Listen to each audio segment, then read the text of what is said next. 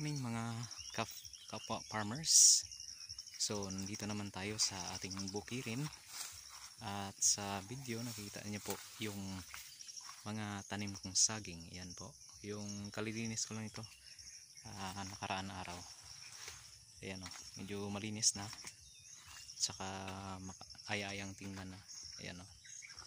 Yung iba maliliit pa kasi natabunan ito ng mga damo at mga weeds na tumutubo dito. Yan po. Nakikita nyo sa screen yung mga saging. Medyo nakasurvive na po kasi umulan dito kasi tag-ulan na ngayon. Ayan o. Medyo makulimlim konti. Ayan. So itong mga saging is tinatawag na latundan or tundal dito. At yung ito, nakikita nyo po, ito yung mundo na saging na parang saba siya. Pakita ko sa inyo yung bunga. Ito po. Ayan, meron ng bunga. Ayan po.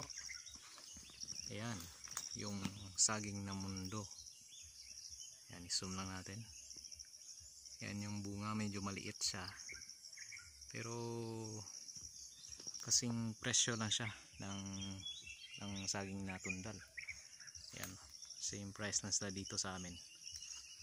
Ayan po.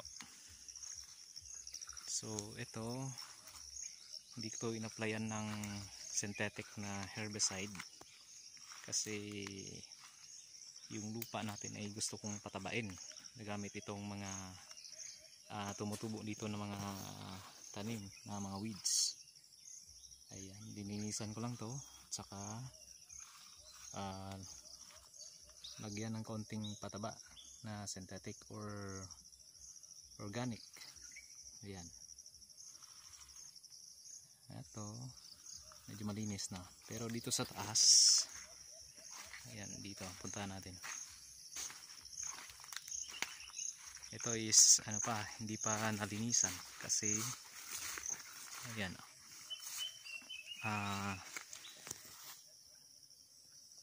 medyo busy, pero inumpisahan ko na po dito.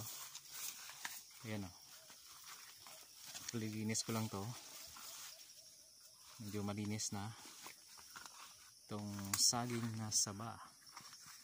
Yan, 5 puno lang to dito, pero yung karamihan is saging na mundo na tinatawag. So ayan, hindi pa siya nalinis hanggang sa kabila. Ito naman is saba or ang upgraded na kardaba na variety. Hindi po yung native kardaba po to. Ayan o. Ayan. So maganda na siya tingnan kasi medyo malinis na. Dito pa yung hindi nalilinis. Ayan po, sa mga hindi nakaalam hindi ko alam kung anong tawag sa inyo sa ibang lugar itong saging na mundo. Paki-comment na lang po sa ibaba kung para malaman ko rin kung anong tawag sa inyo sa saging na to dito sa amin na tinatawag na mundo na saging. Ayan. So yan lang muna. Saka mag-iwan lang po ako ng isang kataga. So sa pagtatanim nakakapagod man, pero pag ito ay lumago, masaganang ani ang inyong makukuha. Salamat po.